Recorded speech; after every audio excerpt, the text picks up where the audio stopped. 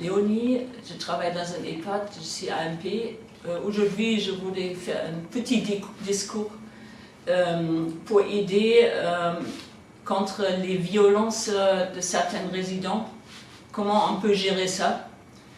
Il faut savoir si personnes deviennent violentes, c'est souvent lié à la maladie Alzheimer, parce que cette maladie fait que les personnes comprennent de moins en moins dégressif leur environnement. Ils ont beaucoup plus difficulté à entendre, à comprendre, même un déficit souvent visuel s'ajoute.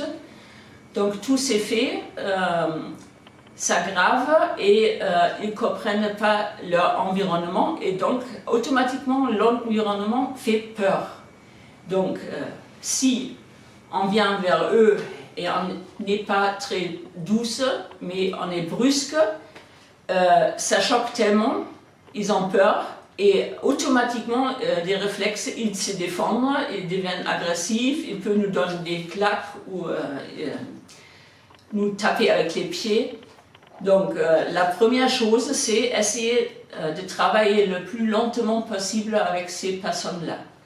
Le deuxième, c'est les approcher toujours par avant, pas par derrière ou côté, parce que le champ visuel déjà c'est réduit. Donc si on vient derrière, on bascule un fauteuil ou quelque chose, ils se sautent, c'est clair, hein, parce qu'ils n'ont pas compris qu'est-ce que se passe. Donc être le plus douce possible, travailler de front et essayer d'expliquer qu'est-ce qui se passe. Donc je vais prendre votre bras, vous pouvez le détendre, mettez-le dans la manche. Donc bien expliquer et fortement, donc parce qu'ils n'entendent pas bien, et ça marche assez bien. Donc on a un monsieur qui est souvent un peu violent, et si je me rapproche et pour le raser, je touche d'abord pour le préparer, que ce soit pas brusque, qu'il est préparé, qu'il sait qu'est-ce qui va se passer. Donc ça se passe mieux comme ça, il est souvent un peu apaisé. Donc il y a des mauvais jours où des personnes violentes, ils sont violents, ils sont peut-être mal au ventre ou quelque chose et ça se passe mal. Des cas comme ça, il faut aller en binôme et tenir les mains ou les jambes ou quelque chose comme ça, qu'on n'est pas frappé.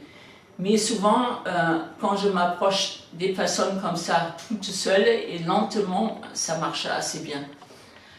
Le deuxième astuce, c'est faire rigoler.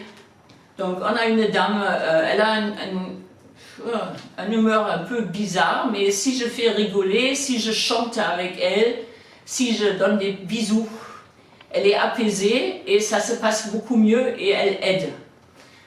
Et la troisième chose, donc, si on peut les motiver de faire des gestes soi-même, de se tenir à la barre par exemple, de se tourner, de bouger la jambe, des douleurs qu'ils peuvent ressentir,